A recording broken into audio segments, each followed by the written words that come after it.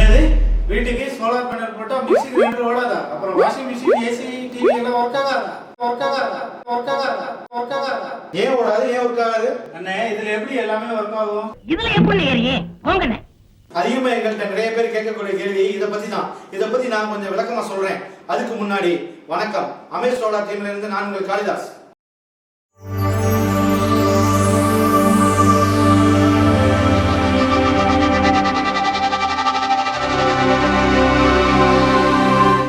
அண்ணே முதல்ல நான் கேட்ட கேள்விக்கு பதில சொல்லுங்க. எப்படி நான் ஒர்க் ஆகும்? அதெல்லாம் ஒர்க் ஆகும்.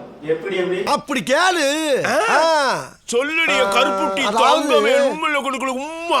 அதை எப்படி தெரிஞ்சுக்கணும்னா ஃபர்ஸ்ட் நம்ம சோலார் பேனல் இன்ஸ்டால் பண்றதுல இருந்து ஆரம்பிக்கலாம். உங்க வீட்ல சோலார் பேனல் இன்ஸ்டால் பண்றதுக்கு முன்ன உங்க வீட்ல என்னென்ன எலக்ட்ரானிக்ஸ் பொருள் யூஸ் பண்றீங்கன்னு பார்த்து தெரிஞ்சுக்கிட்டு தான் நாங்க சோலார் பேனலே போடுவோம். எங்க வீட்ல அப்படி என்ன நாங்க யூஸ் பண்ணிட்டு போறோம்? எல்லார் வீட்லயும் யூஸ் பண்ற மாதிரி fan, TV, light, washing machine, AC. போதும் லிஸ்ட் பெருசா போய்கிட்டு இருக்கு. அப்புறம் என்னதான் டேங்க் ஃபுல்லா இருந்தாலுமே சீக்கிரமா காலி ஆயிடுதுன்ட்டு காலையில ஒரு தடவை, சாயந்தரம் ஒரு தடவை மோட்டர் போட போறோம். இதை வச்சு நீங்க எப்படி சோலார் பேனல் போடுவீங்க? வடிவேல் சொல்ற மாதிரி சின்ன புள்ளத்தனமாவில இருக்கு பாருங்கப்பா. ரோலிங் அப்போ இது போதுமே தம்பி.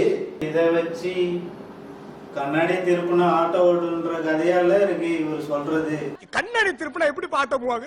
இது போதுமேப்பா. இந்த பொருள்லாம் எவ்வளவு யூனிட் கன்சியூம் ஆகுதுன்னு உங்க யூபி பில்ல பார்த்தாலே தெரிஞ்சுக்கலாம். அந்த யூனிட்ஸ் எல்லாம் மேட்ச் பண்ற மாதிரி சோலார் பேனல் போட்டாலே போதுமேப்பா. அப்பவே ஆட்டோ எப்படி ஒன்று கேட்டீங்கல்ல, இப்ப டெக்னாலஜி பத்தி சொல்ல போறேன் கேட்டுக்க. ஆன்கிரிட் டெக்னாலஜி யூஸ் பண்ணி சோலார் பிளான்ட் போடுறதால இபில என்னென்ன பொருள்லாம் யூஸ் பண்றோமோ அதே மாதிரி சோலார் பிளான்ட் போடுறதுனால எல்லா பொருளும் தங்குதடை இல்லாம யூஸ் பண்ணிக்கலாம். இன்னொரு விஷயம் சொல்றேன் கேட்டுக்கங்க. உங்க வீட்டுக்கு எத்தனை கிலோவாட் சோலார் பேனல் போட்டா கரெக்டா இருக்குன்னு நீங்களே கால்குலேட் பண்ணிக்கலாம். ஏய் என்னைய வச்சு ஒன்னும் காமெடி பண்ணலையே. அது சரி, அதை எப்படி தெரிஞ்சுக்கிறது? கொஞ்சம் புரியற மாதிரி சொல்லுங்களேன். சரி, இது எல்லாருக்கும் தெரியணும், தெரிஞ்சுக்கணும். ரொம்ப சிம்பிள் தம்பி. ஒரு கிலோவாட் சோலார் பேனல் மூலம் ஒரு நாளைக்கு 4 to 5 யூனிட்ஸ் மூலம் ஜெனரேட் பண்ண முடியுது. ஸோ நம்மளோட இபி பில் 2 மாசத்துக்கு ஒரு தடவை 600 யூனிட் வருது. அப்போ ஒரு மாசத்துக்கு 300 யூனிட், அப்போ ஒரு நாளைக்கு 10 யூனிட். ஆல்ரெடி சொன்ன மாதிரி ஒரு கிலோவாட்டுக்கு 4 to 5 யூனிட்ஸ்னா இதை கால்குலேட் பண்ணா 2 கிலோவாட் வரும். அந்த 2 கிலோவாட் சோலார் பேனல் போட்டு நம்மளோட சோலார் எனர்ஜியை நம்மளே சேவ் பண்ணிக்கலாம்.